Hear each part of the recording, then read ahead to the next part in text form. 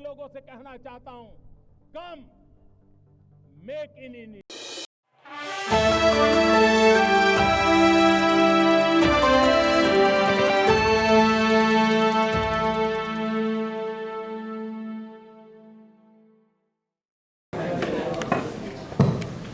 ये खबर झूठी थी, पर नोआखली में बहुत भयंकर दंगे हुए। उसके बाद 10,000 से अधिक हिंदुओं को अपना स्थान छोड़ना पड़ा। उन्हीं दंगों में से एक स्थान पर वो अपने परिवार के साथ एक स्कूल के अंदर के कमरे में छुपी हुई थी, और जब वो वहां पहुंची थी तो रास्ते में उसने लोगों को मरा हुआ देखा था, घायल देखा था, उनके अंग देखे थे, और सब लोग वहां पे उस कमरे में ऐसे फंसे हुए थे कि हिलने डुलने की भी जगह नहीं थी। इसकी एक कुछ महीने की छोटी बहन थी, अपने पिता की गोद में थी, और सब प्रयत्न करने पर भी उसका रोना बंद नहीं हो रहा था। उसका मुंह बंद करा, उसके मुंह पर हाथ रखा, पर किसी भी तरीके से उसको शांत नहीं कर सके। और तब उसके पिता ने सोचा कि इसका शोर होगा, दंगाई आ जाएंगे, हम सब मरेंगे। अब बचने का उपाय इसका है कि मैं इसका गला दबाऊं।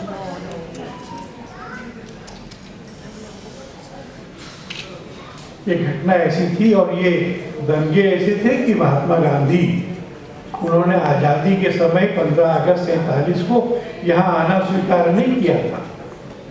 वो वहाँ रहते थे, 7 महीने रहे थे, 7 महीने नंगे पैर रहे थे, रोज पैदल चलकर दूसरे गांव में जाते थे, उस गांव की किसी झोपड़ी में सोते थे। बाद में पाकिस्तान बन गया, ये पूर्वी पाकिस्तान था, नोआखली का सारा क्षेत्र पाकिस्तान में चला। पर ये जो दंगे 1946 में हुए नोआखली में, ये लगातार सीरियल बन गया। हर कुछ सालों के बाद में कुछ खबर होती है, कुछ छोटी सी उत्तेजना होती है, और उस उत्तेजना के कारण वहां दंगे हो जाते हैं। हिंदुओं की संपत्ति, हिंदुओं का प्राण, हिंदुओं का सम्मान कैसे कैसे कारण बन जाते हैं। एकदम 2021 की बात कहता हूं, तो एक जगह पर पूजा के एक पंडाल में हनुमान जी के नीचे पैरों के पास कुरान पाई गई।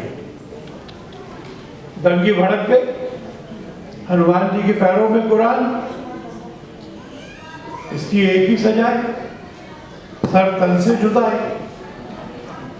117 हिंदू मंदिर तोड़ दिए गए, 301 संपत्तियों को नुकसान पहुंचाया गया, और पाकिस्तान की पुलिस ने पूरा इन्वेस्टिगेशन करके ये पाया कि वह कुरान फारूक अहमद नाम के मुसलमान ने वहां रखी। किसका दोष था? किसने सजा पाई? इस्कॉन का मंदिर, और वो इस्कॉन का मंदिर ऐसा था जिसने कोविड के दौरान वहां के सब लोगों को, जिसमें से अधिकांश मुसलमान थे, मुफ्त भोजन, दोनों समय पका हुआ भोजन और दवाएं दी थी। उस मंदिर को भी तोड़ दिया गया। उसी इस्कॉन मंदिर में कोविड के दौरान नमाज के समय मुसलमानों को नमाज पढ़ने की भी अनुमति थी, पर कोई कृतज्ञता नहीं बरती गई। हर दंगे की यही कथा है। वहां पे 1970 में 71 में जो मुक्ति वाहिनी का युद्ध हुआ, आवामी लीग, उसका नाम पहले आवामी मुस्लिम लीग था, उसका नाम बदल के आवामी लीग कर दिया गया था। मुक्ति वाहिनी ने लड़ा और इस आधार पे लड़ा कि बंगाल की भूमि ये बंगालियों की है, बंगला भाषा बोलने वालों की है, सब धर्म के लोगों का बराबर सम्मान होगा, बराबर स्थान होगा। 1 करोड़ से ज्यादा शरणार्थी भारत आए थे। हमने अपनी परंपरा के अनुसार उनको आदर से रखा था, भोजन दिया था। फिर भारत की सेना गई थी, वो लंबा युद्ध नहीं हुआ, पाकिस्तान की सेना ने घुटने टेक दिए थे। 95,000 लोग बंदी, 95,000 सैनिक बंदी हो गए थे और सेकुलरिज्म के नाम पर, धर्मों की स्वाधीनता के नाम पर, मानव के मौलिक अधिकारों की रक्षा के नाम पर संविधान बना करके और शेख मुजीबुर रहमान प्रधानमंत्री बन गए।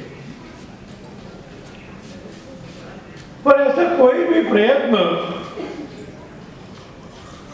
क्षमा करें, किसी भी मुस्लिम देश में स्थायी नहीं होता। लोकतंत्र बना रहे। पाकिस्तान में कितनी बार सैन्य शासन से बदलता है।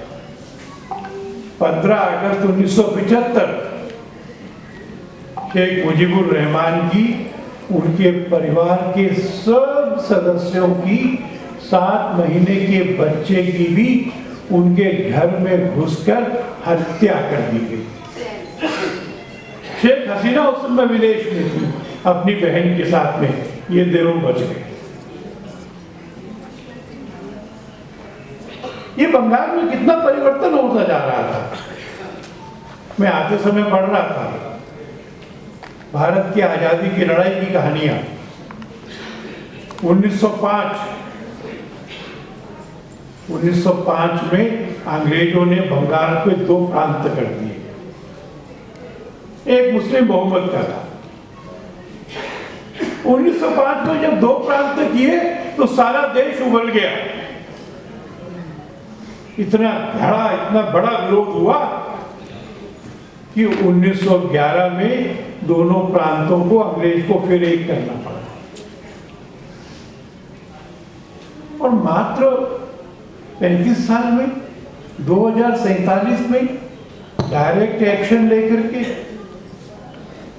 वहां के अलग देश बनाने की मांग होना, अलग देश हो जाना, क्या हुआ इसमें? मैं आपको दंगों के बारे में बता रहा था और ये बात सही नहीं है कि ये दंगे गरीब लोग करते हैं, जिनके पास रोजगार नहीं है, धन नहीं है, जिनको झुग्गी झोंपड़ी में रहने के लिए मजबूर होना पड़ रहा है। वो अशिक्षित लोग धर्म के नाम पर भड़काए जाते हैं और दंगे करते हैं। ये सच नहीं। एक वहां पर होली आर्टिजन बेकरी थी, जुलाई 2016 में उस पर बमों से हमला हुआ था। 29 लोग मारे गए थे, 17 विदेशी थे, 5 नौजवान पकड़े गए थे। और आपको आश्चर्य होगा, वो पाकिस्तान के सबसे बड़े अमीर, पॉलिटिकली पावरफुल लोगों के नौजवान बच्चों ने मारे। गरीब नहीं लड़ता, केवल पढ़ा लिखा व्यक्ति जिसको जीवन में सब सुख है, सब आनंद है, वो भी तो लड़ता है, विश्व भर में लड़ता है। आप कल्पना करिए, जिन्होंने अमेरिका के दोनों ट्विन टावर्स पर हमला किया था, केवल 1 सेकंड की गलती से केवल 200 मीटर की दिशा बदलने से टावर नहीं टूटते। यह आवश्यक था कि आखिरी क्षण तक दिमाग का संतुलन बना रहे, स्थैर्य बना रहे, फोकस बना रहे। यह आवश्यक था कि उनकी शिक्षा और कुशलता अभ्यास से पक्की हो। वो मरने के लिए जा रहे पर भयभीत नहीं हो। ऐसे लोगों ने उन ट्विन टावर्स को ध्वस्त किया। केवल समस्या बताने से नहीं होगा, केवल प्रस्ताव पास करने से भी नहीं होगा। शेम शेम कहने से उन्हें शर्म नहीं आई।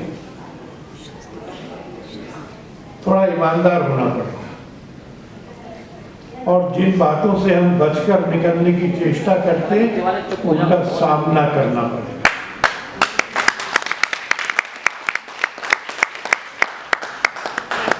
और इसलिए ये प्रश्न पूछना पड़ेगा कि वो कौन सी प्रेरणाएं हैं जो मुसलमानों के एक बहुत बड़े वर्ग को जिहाद करने के लिए प्रेरित करें। मैं सबके बारे में नहीं कह रहा। मैंने जिहाद के बारे में 2 अलग अलग परिभाषाएं पढ़ी हैं। एक जिहाद के बारे में जो श्रद्धावंत मुसलमान हैं वो ये कहते हैं कि ये अपने अंदर के शत्रुओं से लड़ने का युद्ध है और इसके लिए वो उपवास करते हैं 1 महीना तक। पर ऐसा मानने वालों की संख्या कम होती जा रही है।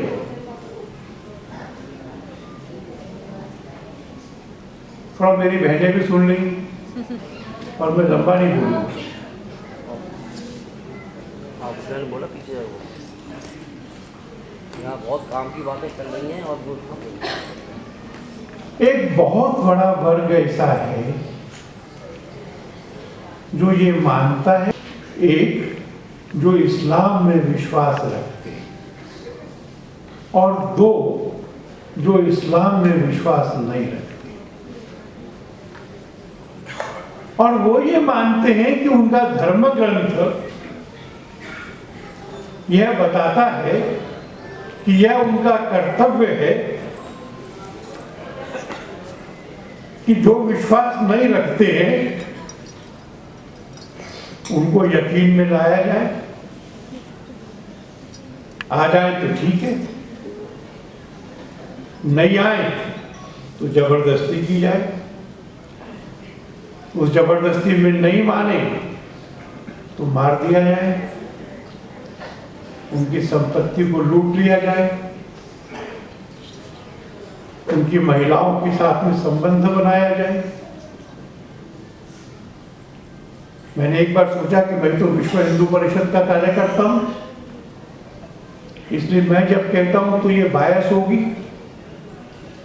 और मैं आप सबको आमंत्रित करता हूं कि आप गूगल में सर्च करें, एक सवाल डालें कि एक मुसलमान युवक के लिए कौन सी महिला भोगने के लिए योग्य है धर्म के नियमों के अंतर्गत।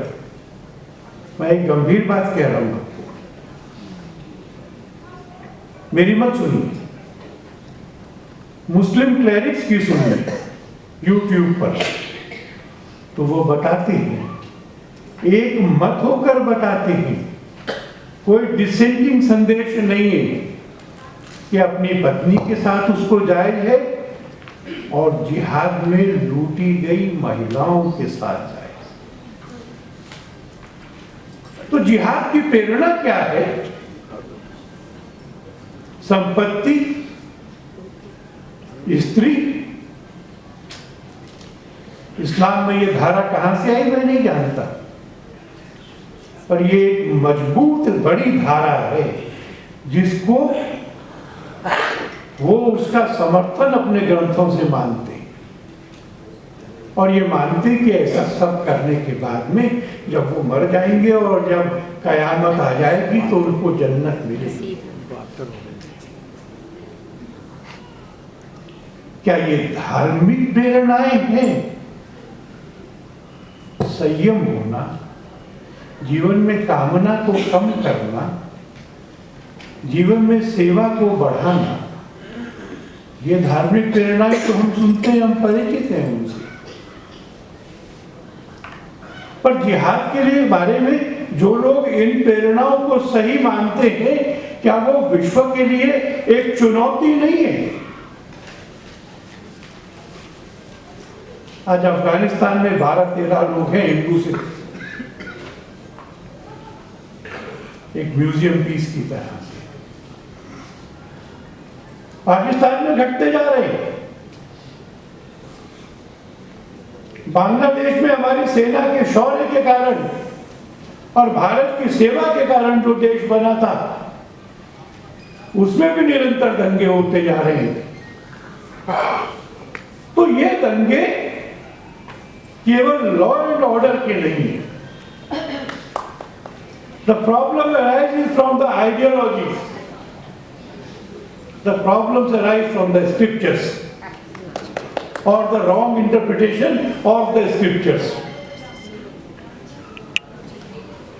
And therefore, the civil society around the world will have to rise up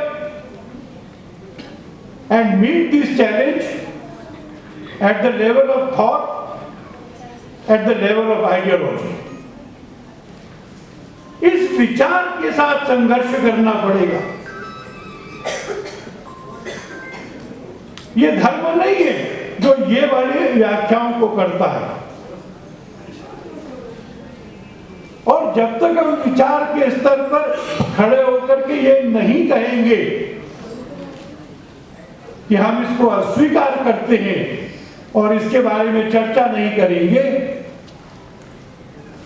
तब तक समाधान नहीं होगा। ये समस्या केवल इजराइल की नहीं, ये समस्या केवल बांग्लादेश की नहीं, ये समस्या उन सब लोगों के लिए है जो विश्व में शांति चाहते हैं, समानता चाहते हैं, धार्मिक आजादी चाहते हैं, कानून का राज चाहते हैं।